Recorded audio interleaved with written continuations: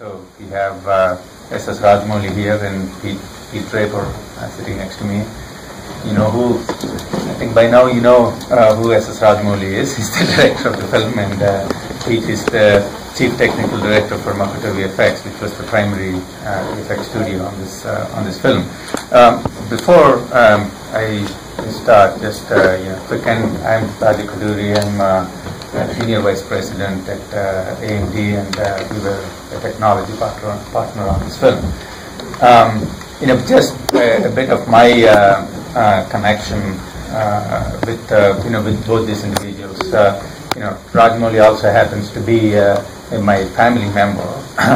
So I've known him for like 42 years or something. So it's a long time. But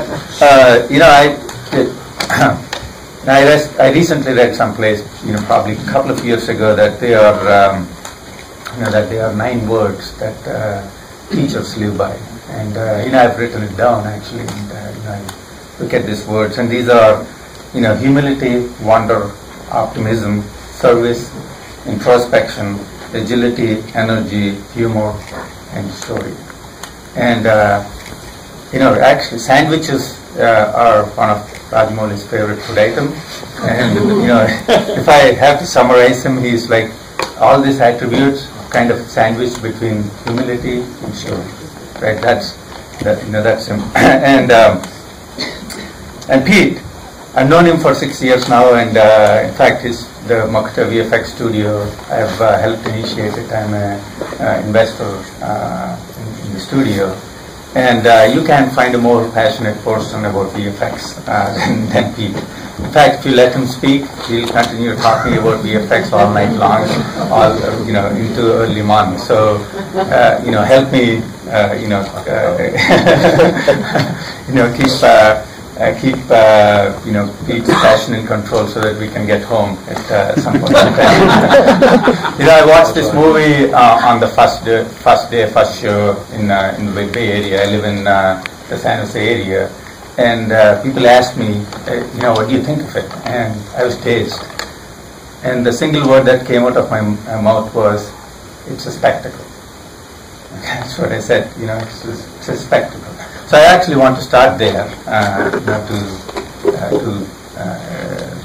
The question to Rajamouli is that it's really a spectacle, and I know that it wasn't. It was a journey to get there. It's a film. It's a single story here, but tell us a little bit about what the journey that got you to this spectacle.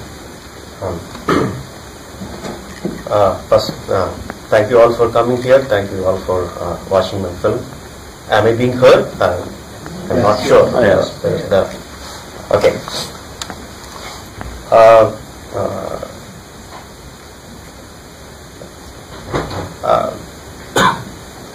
I have been living in this world of larger-than-life characters, palaces, kings, battles, all this stuff, right from my childhood. For me, that is the real world. The world I am living in is more of a fiction for me. I daydream a lot. I dream that I am one amongst the kings and the soldiers on the battles. I always be there. That has been initiated to me by a comic publication in India called Amar Chitra Katha, which deals with the mythology, the folklore, the history of India. We have a very rich treasure called Stories in India, and that was initiated to me by Amar Chitra Katha. And since my childhood, I was a storyteller. In my class, I used to continuously tell stories, and I used to mix up all the stories that I was reading to suit my own needs, to my kind of storytelling. And even before I knew anything about films or about anything about direction, I was a storyteller. So that was there in my mind right from the beginning. After I wanted to become a director, again my mind was always into period films, into larger than life characters, big canvas films. Baahubali might have started a few years back, but for me it started long back. And the Baahubali, the initiation of Baahubali, I think some of you have missed the beginning of the film, where the Queen Mother saves the child in the river, sacrificing her life. That is the starting point of the entire film. It started from that one scene. Yeah. The interesting thing is, can you tell us a little bit about the constraints? The constraints of, this was a Telugu film. The language that you heard was it's my mother tongue. Is his mother tongue. We are from a state called Andhra in India. And can you tell a little bit about the constraints of coming from the Telugu film world, the budgets you have to work with, and to build a spectacle. What was the journey to build the spectacle? It is very difficult to position this film because you have to understand the budgets of a regional Indian film and regional film. In India, we have many states, many languages, and each language has a film industry on its own. We come from Telangana, Andhra Pradesh, Telugu people. We are Telugu people. We have a film industry there, and we have Tamil, Malayalam, Hindi, lots of industries. And so we are this Telugu people, and an average budget of a Telugu film, we have to please translate it into dollars, is about 60 crores. $10 million. $10 million is a budget for a big film. Big film. That's the market that we have in a regional film. And the budget for this film is like $230 million. $30 million. So that's where we raise the bar. But in respect to a Hollywood film, I know it's a very, very low budget. But for us, it is like crossing a very big step. We are venturing into an area where no one has gone before. 3.5 times, or almost nearly 4 times in usually high-budgeted film. That is because I wanted this kind of visuals. I know my dream was bigger. I know our budgets can't afford them. But we have one motto. One motto is that we need to achieve 90% of Hollywood film's quality with 20% of the budget. That is our motto. That is how it's more like 10%. That is how we drive the VFX industries. But I believe that if you have a very good story to tell, if you have very good emotional moments in your story, everything will fall into place. That is what I believe in, and also the passion to take it forward. So I believe we had a very good story, and I had this very good set of technicians with me, and we had a very good producer, or a crazy producer, or a stupid producer to jump along with me. So we dived right in, and what made Baahubali is at the core of it is a belief. I believe in the story, and my producer believed in my passion, and I in turn believe in the capabilities of my technicians. So that's something. So that leads to the VFX entity, which is part of this whole crazy deal, which is the expectations are sky high, the budget is the ground level, and you had to deliver the spectacle. So Pete, tell us a little bit about your journey and your effort on this film. Well, my personal journey started around about 6 years back when I first got introduced to the director on a previous film that he worked on called Makuta. that involved a lot of set extension work, historical pieces, and so on. So that had already set the tone of the sort of thing that he wanted to achieve for this particular film. Now, he came to me and said, okay, we want to do, if Magadira is this, Baahubali is this, when it comes to the sort of spectacle they want to achieve. Now, we already knew the sort of budgets that we were working with previously, we knew the sort of technologies that were available to us, and they involved a lot of thinking outside the box to try and achieve the grandiousness of the waterfall. We did a lot of work with regards to computational fluid dynamics. We invested heavily in areas to build the studio up and to build the teams up to create the visuals that you saw. But also used a lot of old school techniques and a lot of cheats to try and make sure that we could achieve everything on time and within the budgetary constraints that we had. We did partner very, very much with A&D, and they helped us so much to provide us high-end graphics cards, high-end systems, so we could manage to actually get all the simulation work out on time.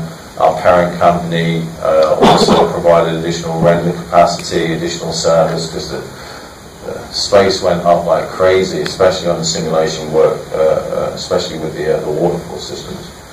So a lot of it was involved with a lot of thinking outside the box, a lot of Heath Robinson methods at times, and thankfully we've got a really good modelling and map painting team. So a lot of work that we actually did, we went into even game method techniques to be able to project the geometry, project the images onto the geometry, so we could save time, not have to go into texturing, not have to go into lighting. So therefore, we'd actually be able to chuck the renders out a lot faster, get them into comp and get them out into DI as fast as we could.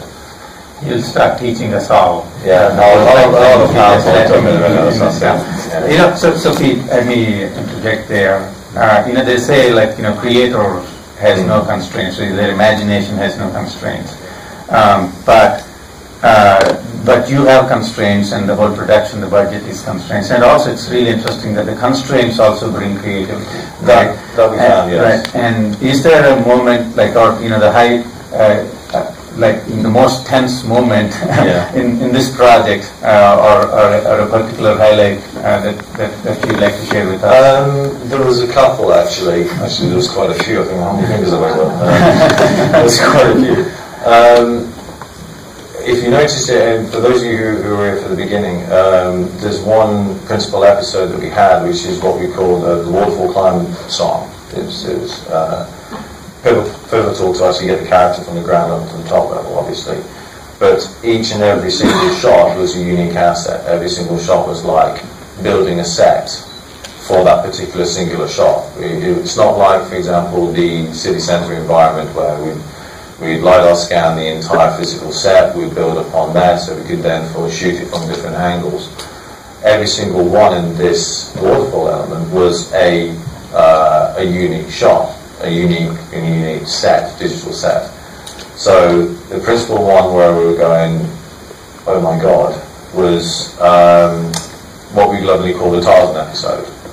Just the swings through, 50 feet across the water, splashes, there's a high vault across the lot, and when we saw the concept work for it, that granted we did.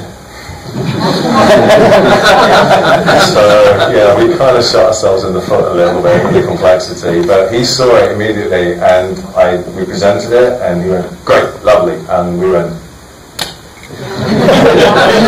damn, okay, right, and we managed to put that. It was one of the last few shots that we delivered for the feature, and it was always one of those really, really pivotal, high detail moments that we managed to scrape and pull together with it. The main pivotal one though was the city. The city was we really would have loved to actually work a lot more on it. I'm glad that we have a chance to do so in the second part. Well, the producer had a release date, right? Yeah. He announced. Which leads me to a question to Rajamouli. It's like how many hours or maybe days before the release date did you actually know that you had a film in your hand done? I mean, more than the release date, we will call it as a DI shutdown date. So DI shutdown date was 2 days before the release of the film, or 1.5 days before the release. About 4 days before that, I believe the film was released. And I've been in touch with the producer before that, and in his own words to me, a few days after the movie release, he said it was a near-death experience. It was those who were dying. and yes, that was an experience, and I'm sure that makes you stronger for part 2. Right. Now, I want to switch topics a little bit, and we learned a great deal getting involved in a production like this from the technology side, and looking at all the constraints and brainstorming ideas for the next film and beyond on what we can do on the technology side. Now, while all of this excitement in the last 12 months was happening, there was another excitement happening in the industry too, around virtual reality.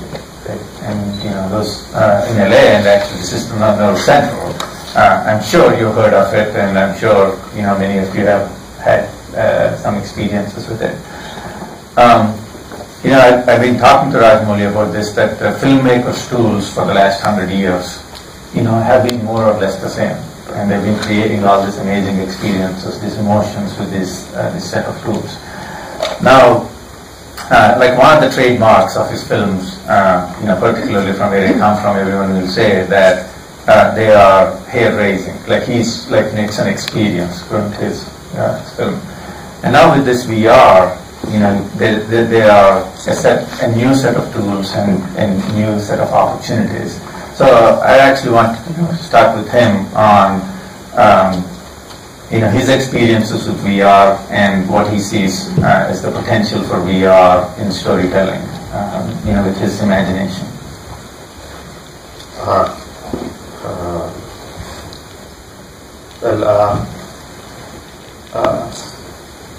I think any kind of experience that we see for the first time is the best one.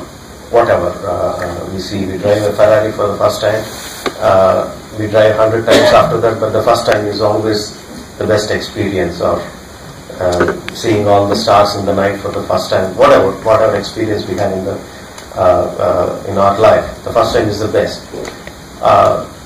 But for me, when I first saw a virtual reality demo, which was 1.5 years back or 1 year back, he showed me a roller coaster ride in a chasm kind of thing. I was blown away just by the experience of it. It was so good. I would say it was surrealistic, because some of my senses were saying I am in a different place, but some of other senses were saying I am in a different area. 1 year later, I saw, a few months back, I saw the new developed, technologically advanced demos of the new engine. I was amazed not only by what I saw, but also by the feeling that the second experience was much better than the first one. So it was. I was amazed myself. It was a great experience, and immediately the thoughts started pouring in. Like, how can I tell a story in this one? What stories that I already know can I tell in this virtual reality world? There are so many, and it can be told in so much more enhanced way. But at the same time, there were so many problems too. So how will I make the audience focus on a particular thing? So I have spent my lifetime learning some skills in doing a film in a certain way. So then I realized all my learning is an obstacle to tell my story in a virtual reality world. So to tell my story in virtual reality world, first I have to unlearn what I learned and come up with a new way of storytelling. I can see 100 problems telling a story in VR, but I see 101 possibilities in telling the story. I'm very much excited, and the way to solve the problems is not sit and think about it, not sit and ponder about it. Just jump in and make a movie. If you fail, we fail. If we learn, we learn. But the thing to do is go and make a film, go and tell a story in VR. I just can't wait to do that. It is so much exciting for me. Yeah. So Pete, you got dragged into the VR thing and have been dabbling around with it. Tell us the advances you saw over the last year. That got in your eyes. I witnessed the same demo as the director about the same time, and for me, I tend to struggle quite a great deal with motion sickness when it comes to 3D, which is kind of strange because I work in 3D every single day. So, it's kind of really, I can't play first-person shooters. I have major problems, even third-person ones. Car driving games, fighting games, fine. But as soon as I'm actually that first person, this and this don't work together. So therefore, I have major issues. So when I first tried the demo, I say about a year and a half back, there was a little bit there. There was a little bit of nauseousness there. It kind of made me feel a little bit woozy. But more along the lines of the fact that the sense of inertia wasn't there. So with all the varying frame rates and the stuttering and so on that was happening, it was kind of problematic about a year and a half back. A few weeks back, we managed to get our hands on the. Did I mention the name? Yeah. Okay. Just drop a bomb there. Managed to get our hands on the Crescent Bay and the AMD's Liquid VR system, and one of the samples that we had to play with there was the Dinosaur Island one, and it was smooth as silk, absolutely smooth as silk. And as artists, what the first thing we try and do with the new tool is we try and break it. Just try and rip it apart. So I've got a headgear on, and I'm flinging my head left and right, up, down, left, right, and centre. Didn't drop a beat. Not a single. Constant refresh rate. It was absolutely amazing. So for us now, it's very, very exciting. Okay, the technology advanced to this level now. What's it going to be like in the next year, next 2 years, next 3 years? And it's only, we just need to treat this now as a new medium. So as technology advances, we can throw more stuff at it. We can make greater advances, bigger, more grandiose experiences. I'm not kind of fond of the word experiences, to be frank. It kind of seems, it's a little thing, that's it. VR features. That's kind of the way I'd like to see it. Well, we have the Crytek CEO in the audience here today, and he had a big smile when he said dinosaur island was running to his small family. So I know that's great. I mean, we are super excited as AMD in this whole VR cinema and the content creation of the VR, and it takes the whole village. The content creators like SS Rajamouli, the content studios, the VFX studios, and software companies, game engine companies like J-Watts company and others, and hardware companies. It all needs to come together, for this kind of great experiences to come to the audience. Now, I think I with that, I want to actually open that up for a few questions from the audience. I have one down basic. Does Baahubali mean something? Yeah, Baahubali means Bahu means arms, Bali means strong. The one with the strong arms. It is called Baahubali. When she picks up the child and he grabs her finger and he's so strong that can't even she names him Baahubali.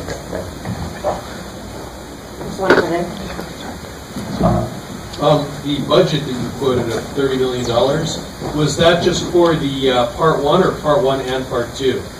That is mostly for the part one. We shot a little bit of the part two also in that. So all that put together. But mostly it is part one. You can take it as the part one budget. And is next to do part two, part three, part four, or? So my story finishes with part two, but we are planning to continue the characters of Baahubali, the worlds of Baahubali, because we have created so much of content, we have created so much of backstories which are exciting by themselves. So we want to continue them into different transmedia. So we are looking into it. So we don't want it to end with this film, but the film ends with part two. Alright, anyone on the back here? So given the near-death experience you had with the 2015 release, how well prepared are you guys with the 16 release and the work has already gone in? And are you going to have some efficiency in terms of tools that you've already developed for part one? Well, because before the part one released, we just had an hope or an idea that the film will do well, and it will appeal to the audience in a much larger way. Part one released and it became a reality, and suddenly my stature grows up, so I I have more say towards part two, but hopefully we will finish it in time. Everything seems that we are finishing time. We have the story ready, we have the tools ready, we have the everything that is required to be ready. Everything is on paper, so we should come on time. There's also some elements which have already been shot as well. Some scenes have already been filmed because of they utilise the same sets in the first part. So therefore, working, for example, in post is already longer running on it. Yeah, and I can also add, he's not here in LA on vacation. He's shooting here. From a beach scene?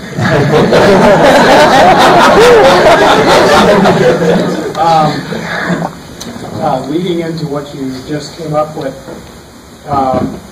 this was a very good experience, by the way. This is my first experience with an Indian film, Indian-produced film. But you said you like to go more into the realm of VR. Are you going to make your second part a more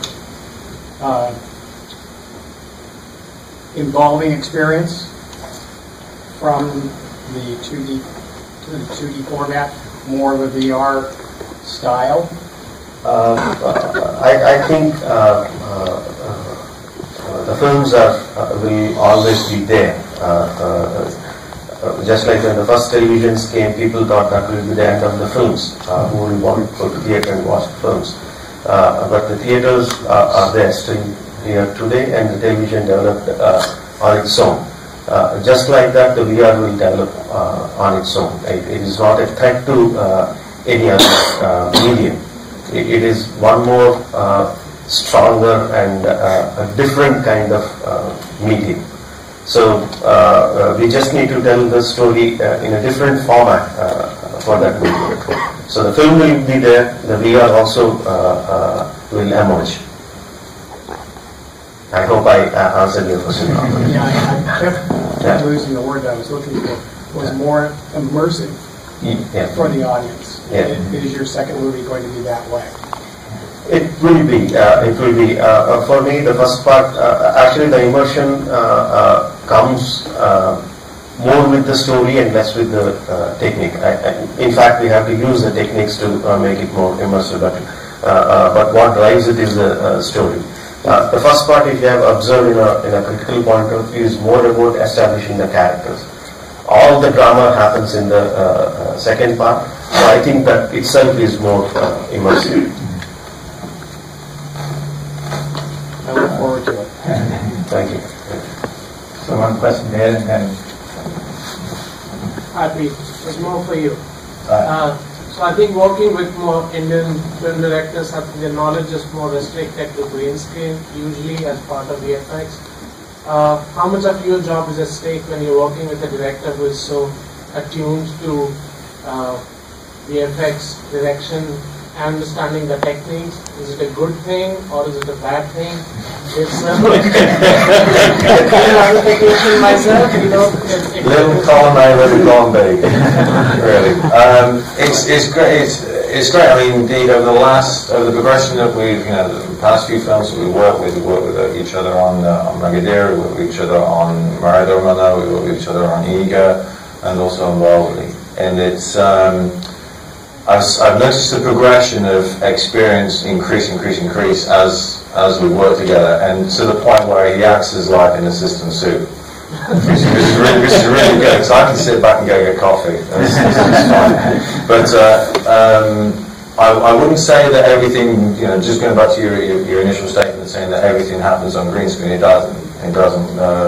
Just like any Western feature, we still build practical sets. We will still shoot against practical sets as much as we physically can, because it comes out better, it looks better. Therefore, you can then just concentrate your effects work in areas which do require extension work. We do think outside the box. We will bounce ideas. I'll come up with one idea for a specific shot. He'll come up with another idea for the same shot, and we'll clash. We'll bang heads, and sometimes he's right, sometimes I'm right. This is how it's a collaborative effort at the end of the day. But it's always really good for the guy with a vision to know exactly what he wants and also understand the processes as well. You can't get away with much though.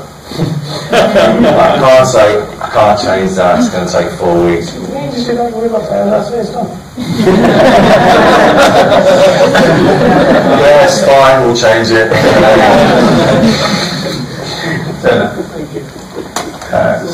On the center and then we'll come back there. Thank you for giving us Baahubali, Rajamouli.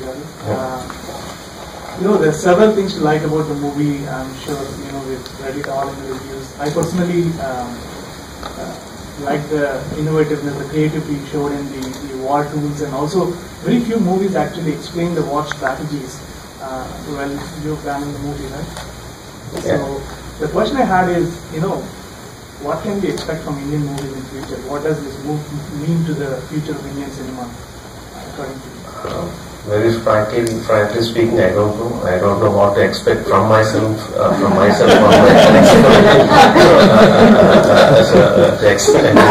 to gauge and understand what is going to happen with the Indian cinema on a whole is a lot more taxing to me, so I wouldn't do it. It might be. We are in a very crucial moment of history as far as the films are concerned. We, in the sense, as Indians, for a very long time we were limited to our country itself, or to our region itself. Now we are expanding our markets offshore. Our films are doing well outside the country, and also as Indians, even the low-income group are watching lots of Western films. So their perspective as film watchers is expanding. So we have to up the gear. So we are in that very crucial moment. So I think in the next coming 10 to 15 years, we will see a lot more growth in the storytelling, in our storytelling abilities. That is what I expect. Like, I heard that the version of the film we saw tonight was a bit shorter than the one that was originally released in India. Yes. And so I'm wondering, what was cut out? Why was it cut out? Why are we in America seeing a different version? You could talk about that. One thing was I personally felt there are a few scenes in the film which are not actually making the story move forward, but they were just there because in the initial story writing stage they felt very good, and as the film is being made, towards the end of it I felt they were not helping the story move forward as much as I wanted them to. But before the release of the original film, we didn't have any time to sit and ponder and think whether that's necessary or not. We were rushing. So after that, when we were going for release, because we had time, and I saw the film many times along with the audience in the theater, I thought few scenes can be taken out, and in general the pace can be increased a little. Is what I felt. So we had a wonderful editor called Vincent who was brought on board. He went through the film, and many of you must have, maybe not you, many of the people who have watched it the second time, I'm sure they pretty much didn't know where the film was edited. Yeah, song. Yeah, it was a song. Yeah, song. But all that amounts to just 5 minutes. But 30 minutes was taken off. So he edited it very intelligently and made the film more pacey without losing any of the story. So well, it worked for our advantage. I enjoyed watching it, so I would have liked to have seen more. Either coming, the part 2 coming for you. One more. With 30 minutes that we didn't see, I'm curious, how many shoot days did you have, and about how many VFX shots are in the film? We shot for in general, we shoot a lot more in India in compared to the Western films. We shot for 380 days. How many shots did we have?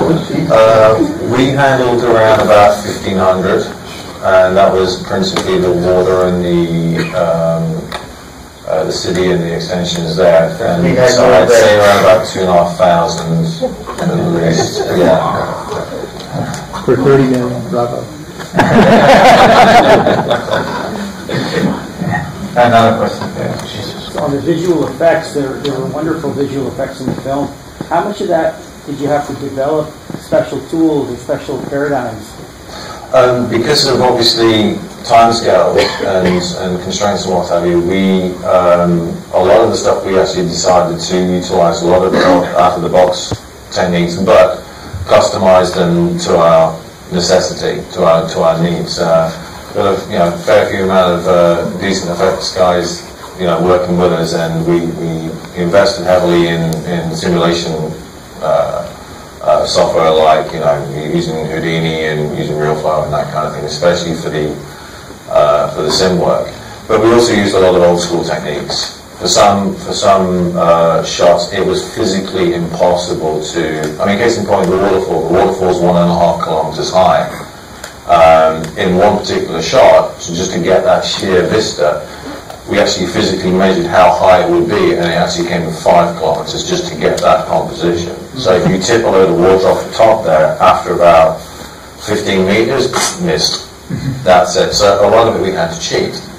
So by doing those cheating methods, we actually managed to still keep the aesthetic and be able to control the volumes, control the water. So we used a lot of, old school game methods, sprite methodology, single pace volumes, and that's helped bring the timescales down. that explains everything. Yeah, thanks for elaborating on those waterfalls a little bit more. It was pretty impressive stuff. I was going to ask what you were using it for. I don't know, sorry, I've got a big elaborate yes. sorry. But could you elaborate a little bit more on whether you're using GPUs or CPUs or how you were dealing with those giant fluid dynamics? Because combination thereof. So a lot of it was hybrid. A lot of it was hybrid work. At the time when we initially started, a lot of it was CPU work, but towards the end of the feature, we branched both into hybrid CPU and GPU. And then because of the software improved and the TDs that we've got, managed to leverage some of the GPU tech within there as well. And just purely due to the simulation work was a lot of the shots was off the scale. I think some were taking about a week and a half to sim. Even for a short shot, we had to fill so much space. So we had to break it down into individual chunks. We initially tried, okay, let's try tipping all the water off at the top. And the systems exploded. So everything was decided to be treated individually. So therefore, we could do one section with CPU, one section with GPU, one section with old school volumes, one section with sprites, and a lot of, I'd say, Heath Robinson methods to try and achieve the visual that we've already got ourselves into a hole with by designing. So I think we'll do one last question and round it up. I saw another hand pop up. Well, I don't think you have 380 days till part 2. So what's the shooting schedule like for part 2?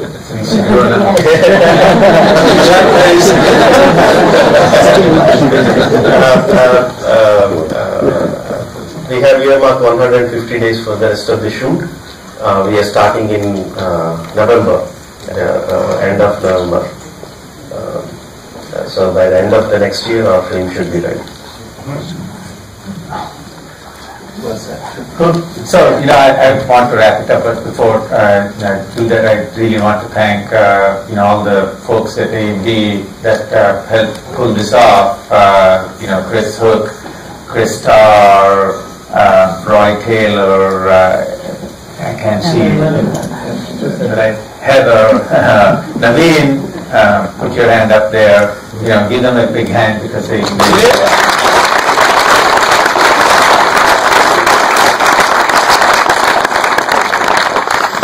So thank you all. Thank you all for coming. And Roy, anything you want to add? Or if everybody liked it, let's do it again next year. Okay. Thank you, everybody.